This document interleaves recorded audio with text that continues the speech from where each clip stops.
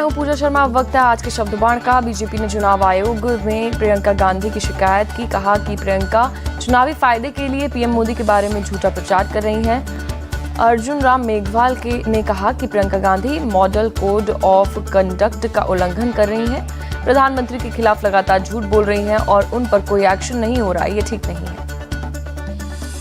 कांग्रेस की महासचिव प्रियंका गांधी जी ने एक स्टेटमेंट दिया भाषण के दौरान और उसने मॉडल कोड ऑफ कंडक्ट का उल्लंघन किया, आईपीसी के तहत अपराध किया, आरपी एक्ट का भी खुला उल्लंघन किया। तो हम इलेक्शन कमीशन ऑफ इंडिया को एक रिप्रेजेंटेशन हमने दिया है कि भाई क्या Priyanka Gandhi model code of conduct से भी ऊपर है क्या, किसी कानून को मानती या नहीं मानती है। एक ऐसा स्टेटमेंट जिसको वो खुद एडमिट करती है बोलते हुए, मुझे पता नहीं है सही है कि गलत, और उसके बावजूद भी वो बोलती है और बोलती जा रही है, उसके साथ रिलेट कर रही है सरकारी योजनाओं का। धार्मिक भावनाओं से आप झूठ नहीं फैला सकते, दुर्भावना नहीं फैला। वैसे तो धार्मिक भावना से प्रचार ही नहीं कर सकते, लेकिन झूठ भी और धार्मिक भावना भी। प्रधानमंत्री जी देव नारायण जी का जो मंदिर है मालाशेरी डूंगरी, वहां जाते हैं कब? 28 जनवरी 2023 को। कब की घटना? 8 महीने पुरानी। 8 महीने पुरानी और एकदम झूठ। क्योंकि जो बाद में एक वीडियो जारी हुआ है पीएमओ से, आपने देखा भी है, मीडिया ने छापा भी है, आपने दिखाया भी है कि ये लिफाफे वाली बात झूठ है। इसके बावजूद भी देखिए, जानते हुए भी झूठ बोला है। इसलिए हम इलेक्शन कमीशन ऑफ इंडिया से दरखास्त करने आए हैं, क्या Priyanka Gandhi Vadra model code of conduct से भी ऊपर है, आईपीसी से भी ऊपर है और आरपी एक्ट उससे भी ऊपर है क्या, ये हम कहना है। एक तरफ बीजेपी चुनाव आयोग पहुंची तो दूसरी तरफ प्रियंका ने राजस्थान झुंझुनू में फिर वही कहा जो टोंक में कहा था। प्रियंका ने कहा कि बीजेपी के नेता उनके खिलाफ केस कर रहे हैं, चुनाव आयोग में शिकायत कर रहे हैं, लेकिन वो वही कह रही हैं जो उन्होंने टीवी पर देखा। मैं कुछ दिनों पहले सिकराई गई थी, वहां पे मैंने एक बात की, इतना भड़क गए भाजपा वाले कि मुझ पे केस भी डाल दिया उन्होंने। और मैंने बात सुनिए क्या कही थी। मैंने ये कहा था कि मैंने टीवी पे देखा कि श्री देव नारायण जी के मंदिर में मोदी जी गए और उन्होंने कुछ बक्सा होता है ना मंदिर का, उसमें लिफाफा डाल दिया। हाँ, फिर उस लिफाफे को 6 महीने के लिए किसी ने खोला नहीं कि मोदी जी ने डाला है। 6 महीनों बाद वहाँ के जो मंदिर के जो पंडित हैं और सब लोग इकट्ठे हुए और टीवी वाले भी कैमरा लेके गए और उन्होंने वो बक्सा खोला तो उस लिफाफे में से क्या निकला? 21 रुपए निकले। तो सबकी उम्मीदें कहाँ थी और निकला क्या? देश के प्रधानमंत्री इतने बड़े नेता और उन्होंने 21 रुपए का लिफाफा डाल दिया सबके सामने कि लिफाफा तो डल रहा है, उसके अंदर क्या है हमें नहीं मालूम। तो देखिए, मैं तो समझ गई कि ये मोदी जी का लिफाफा खाली है। ये बात चुभ रही है इनको क्योंकि ये बात सच ही होगी, और ये बात इसलिए चुभ रही है क्योंकि जो काम ये करते हैं उससे यही दिख रहा है बार बार। वो कहते हैं महिलाओं के लिए आरक्षण, आरक्षण कब आएगा? 10 साल बाद। बिल पास हुई अभी, आरक्षण आएगा 10 साल बाद। इसका मतलब क्या है? मोदी जी का लिफाफा हमने जाति जनगणना की बात की, इन्होंने ओबीसी वर्ग के लिए बोला कि हम आगे बढ़ाएंगे, हम खूब काम करेंगे एससी एसटी ओबीसी के लिए। फिर जब हमने जाति जनगणना की बात की, फिर से मुंह बंद, कुछ नहीं कहते। क्यों? क्योंकि मोदी जी का लिफाफा। ईआरपीसी का वादा किया, 10 साल निकल गए, बनाया उन्होंने? नहीं बनाया ना। क्यों? क्योंकि मोदी जी का लिफाफा। देखिए, इनके सिर्फ खाली घोषणाएं हैं, खोखली घोषणाएं हैं, खाली लिफाफे हैं। क्योंकि झुंझुनू जिले में ज्यादातर परिवार ऐसे हैं जिनमें कोई ना कोई मेंबर आर्मी में जरूर है, इसलिए यहाँ प्रियंका ने ओल्ड पेंशन स्कीम की भी बात की। उन्होंने कहा कि मोदी सरकार किसानों का हक तो छीन रही है और जवानों का भी। ओपीएस की आपने बात की। अब जो कर्मचारी है 20-20 साल काम करता है, उसकी क्या उम्मीद होती है?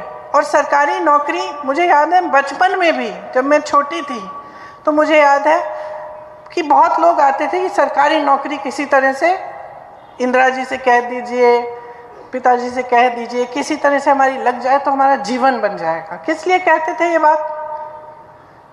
क्योंकि नौकरी करने के बाद 20-20 साल नौकरी करने के बाद पेंशन तो ठीक ढंग का मिलता था, उसकी सुरक्षा होती थी। आज जितनी भी ये पुलिसकर्मी हैं, जितने यहाँ तैनात हैं, क्या किसी को पुराना पेंशन नहीं मिल सकता? जब आप मांग उठाते हैं तो आपको कहा जाता है कि पैसे नहीं है इसके लिए। तो अगर इसके लिए पैसे नहीं है तो बताइए, इतने बड़े बड़े उद्योगपतियों के कर्ज माफ करने के पैसे कहाँ से आए? जो हजारों करोड़ रुपए इनके माफ होते हैं वो पैसे कहाँ से आए? जो मोदी जी 2 हवाई जहाज अपने लिए विदेश में जाने के लिए खरीदते हैं, एक 8,000 करोड़ का, दूसरा 8,000 करोड़ का, 16,000 करोड़ के 2 हवाई जहाज सिर्फ अपने लिए खरीदते हैं, उसके लिए पैसे हैं। 20,000 करोड़ रुपए के आपके पास है खर्चने के लिए एक नए संसद को बनाने के लिए, जबकि पुराना संसद ठीक तरह से चल रहा है। उसका सुंदरीकरण करने के लिए आप 20,000 करोड़ रुपए खर्च करने के लिए तैयार हैं, लेकिन किसान की मांग, किसान का कर्ज माफ नहीं करेंगे। ओपीएस के लिए आपके पास पैसे नहीं है। तो आज की सच्चाई ये है, असलियत ये है। अशोक गहलोत चुनाव में सारे दांव आजमा रहे हैं, अपनी पार्टी में बगावत करने वालों को मना रहे हैं और जिन नेताओं को बीजेपी ने टिकट नहीं दिया उन्हें भी साधने की कोशिश कर रहे हैं। बीजेपी पर हमला करते हुए गहलोत ने केंद्रीय मंत्री गजेंद्र सिंह शेखावत के खिलाफ काफी तीखे शब्द बोले और गहलोत ने शेखावत को नकारा और निकम्मा भी बताते हुए ये कहा कि उनकी सरकार को गिराने की कोशिश करने वालों में सबसे आगे गजेंद्र सिंह शेखावत थे। मध्य प्रदेश गिरा दी, महाराष्ट्र की गिरा दी, कर्नाटक की गिरा दी, मणिपुर की गिरा दी, गोवा की गिरा दी, उत्तराखंड की गिरा दी, पर राजस्थान सरकार आपके आशीर्वाद में गिरने नहीं दी।